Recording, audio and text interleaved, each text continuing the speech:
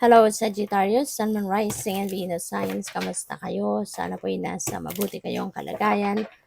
Welcome back po sa Star Tarot. At kung bago kayo rito, welcome din po kayo. Please subscribe, like, share my videos, and leave me a comment kung naka-resonate kayo.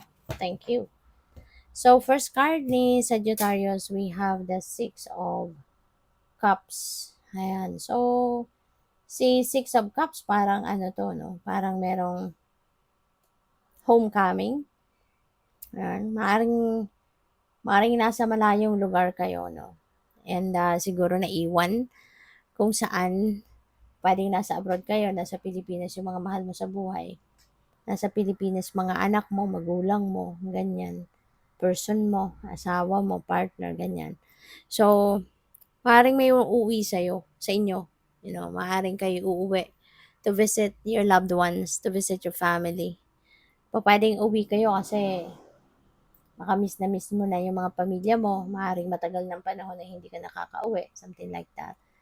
Kaya you want to come home to visit, no? Pwedeng ganun ang ganap dito for some of you.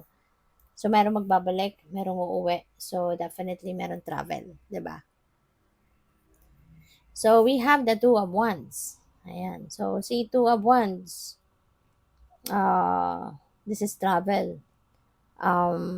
International travel. So, pwede talaga ng iba sa inyo. Baka nasa abroad, no? Baka galing kayong abroad at kayo'y uuwi nga. This is also making plans. Baka ngayon, no? Nagpaplano kayo what you're going to do, anong itinerary ninyo pag uwi ninyo, pwedeng ganun. Or pwede rin ang iba sa inyo, baka yung pag-uwi na yan could be for good na.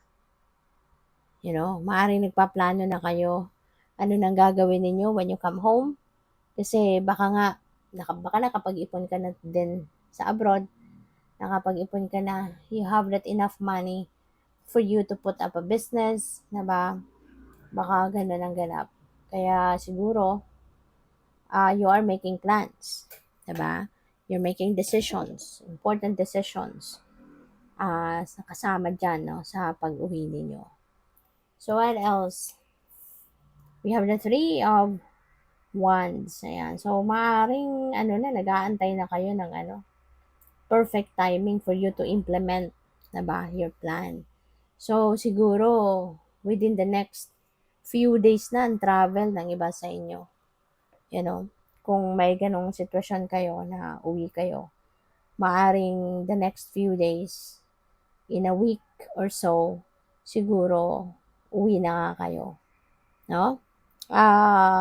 Maaari din ang iba sa inyo dito, you're traveling home nga to visit your family or to stay for good, no, kasama ang inyong pamilya, or pwede yung travel ninyo is papunta sa kung saan lugar for expansion, maaaring kayo ay mag-aaral, maaaring kayo ay magpuput up ng business, 'di ba? Pwedeng ganon. Or meron din ako nakikita dito na baka magre-relocate ang iba sa inyo. Baka magkakaroon kayo ng oportunidad din dito to grab an opportunity, work opportunity somewhere else. Pwedeng may ganun din ganap. So, yeah, good for you. So, yeah, travel, no? May travel talaga dito na magaganap for some of you. So, we have Three of Swords. Si Three of Swords, heartache and heartbreak ito, no? Parang ang iba sa inyo nagkaroon ng separation dahil nagkaaway, may hindi na pagkaintindihan, may hindi na pagkaunawaan. Pwede rin na may betrayal dito. 'Di ba? Nagkaroon ng betrayal. Kaya maaari yung separation na to, yung heartbreak na to is because of that betrayal. And since may homecoming, pwedeng nagkahiwalay na nga kayo. For some of you lang ito ha, hindi to para sa lahat. Kaya just take as it resonates po. Maaari lang na ang iba sa inyo nagkaroon ng sitwasyon na nagkahiwalay na. Pero maaring merong pagbabalik.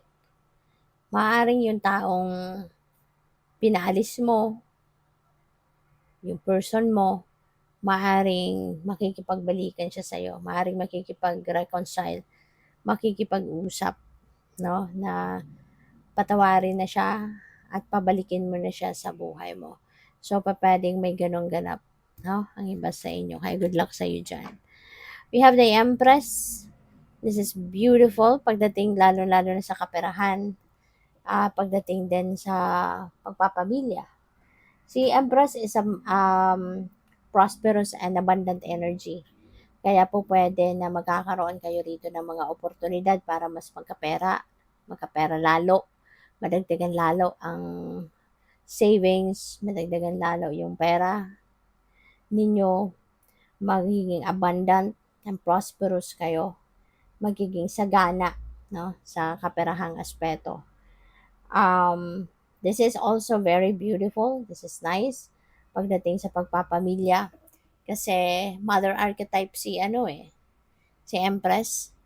This is mother figure. Kaya po pwede nga iba sa inyo baka isa na kayong nanay or magiging nanay pa lang. Pwedeng ganun. Very nurturing, maalaga kayo, mapagmahal, 'di ba? At ang iba sa inyo baka buntis, no? Kung hindi man ikaw yung buntis, baka yung person mo pwedeng ganun. So, congrats. So, we have the Hanged Man, pero naka-reverse. So, ang iba sa inyo parang tinatamad, no? Opposite ng energy ni Three of Wands. Na si Three of Wands, on the go, gustong gustong isakatuparan ang mga pangarap niya.